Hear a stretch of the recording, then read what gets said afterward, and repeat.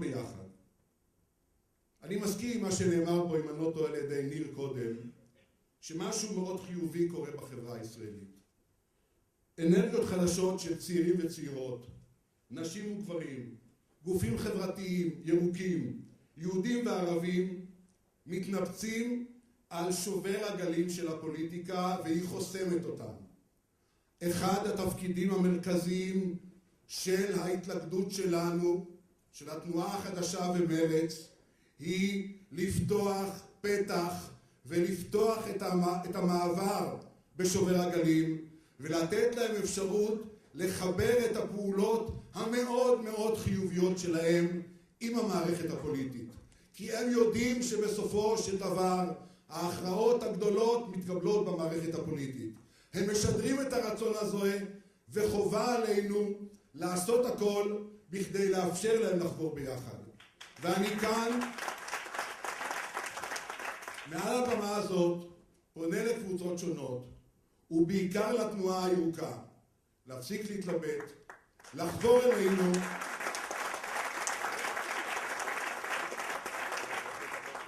זה המקום הטבעי שלכם, אתם מוסיפים למהלך שלנו נופך מיוחד וחשוב מאוד, לא איזה צבע, שמעתי שגם ביבי הוא ירוק כבר. אם ביבי ירוק אז אני לא ירוק. אם אפשר לחבר את התפיסה של ביבי לתפיסה הירוקה, סליחה, אחד מאיתנו ברמה. ואני לא רוצה לרמות. החיבור בין מרץ ובין התנועה שהולכת ונוצרת בימים האלה, שתוכנן ללוח זמנים הרבה יותר ארוך, והתקבץ בגלל הקדמת הבחירות לסדר יום די מטורף של כמה שבועות, יש לו תכלית כפולה. התכלית הראשונה והמיידית היא ליצור כוח בבחירות הקרובות, שיהיה גורם משמעותי בכל ממשלה של מרכז שמאל, אם תוכל לקום. ואנחנו רוצים להיות שם גורם משפיע, שיטה את כיוון הפעולה של הממשלה הזאת, בכל אחד מהתחומים שחברים נגעו בהם במשך הדברים שלהם כאן, ובדברים נוספים. ואם יתברר שיש גוש חוסם ימני בראשות ביבי נתניהו, אנחנו נהיה באופוזיציה. ואנחנו נפעל בשביל לייצג אלטרנטיבה למדיניות של הממשלה הזאת.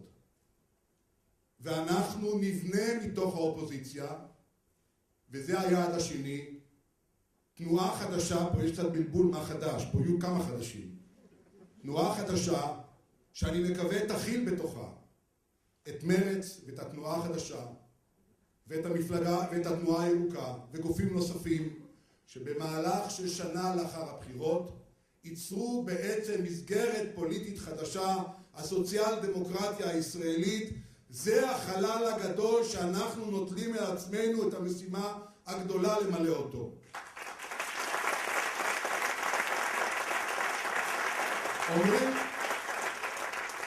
אומרים לי, אתם בסך הכל עוסקים בהעברת קולות מכיס לכיס.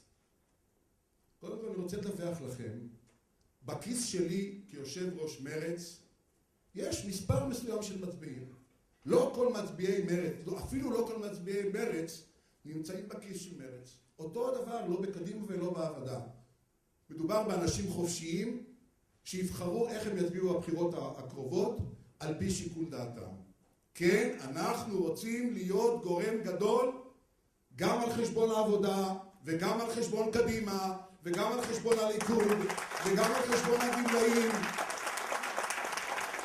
וגם על חשבון עלי ירוק וגם על חשבון אותם עשרות אלפי קולות שהתבזבזו לכל מיני מקומות. אבל אנחנו קודם כל רוצים להתמודד עם שתי המפלגות הכי גדולות בציבור היום. אחד מכל 3 ישראלים לא הלך בבחירות האחרונות להצביע. בקרב הצעירים יותר, ובקרב אלה שמהמרכז שמאל, המשקל אף גבוה יותר. מפלגת האדישים ומפלגת המיואשים זה היעד המרכזי של התנועה הזאת, ואם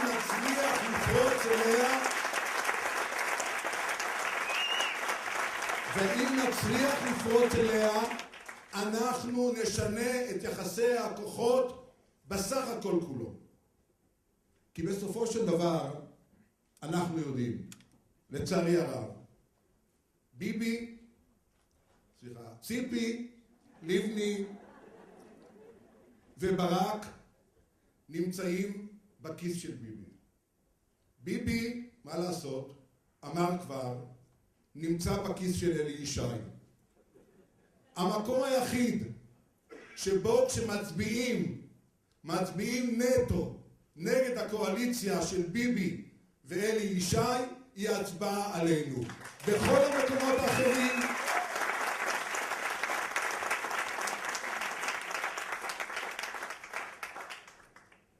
המקומות האחרים זה קצת ואולי ועל יד וכאילו ונראה מה יהיה. אני מבקש מכם שותפות. אני מבקש את הבקשה הזאת בשם מרץ, ואני מבקש את הבקשה הזאת כבקשה אישית. שותפות למהלך לא פשוט, שהוא, נדמה לי, עונה לצורך אמיתי של ציבורים רבים מאוד, ואין מישהו אחר שיכול לאמוס עליו את המטלה הזאת. אני מקווה שב-14 לחודש, בעוד שבוע, יהיו הפריימריז במרץ, ותיבחר רשימת מרץ. ואז ננהל משא ומתן בין מרץ ובין התנועה החדשה, ונפתח חלונות בתוך רשימת מרץ, לשילוב בין שתי המסגרות. לא מדובר ברשימת מרץ מורחבת, מדובר בשילוב בין שתי המסגרות, כאשר ועדה מתוך הקבוצה החדשה היא תקבע מי האנשים ובאיזה מקום הם יהיו. הנושא הזה כולו יובא לוועידת מרץ ב-22 לחודש. אני מאמין שהוועידה של מרץ תקבל את כל המהלך, ונצא לדרך ברשימה משותפת שישתלבו בה ביחד אנשים שיושבים פה עם אנשים שיבחרו במרץ, וניטול על עצמנו את המטלה הגדולה הזאת.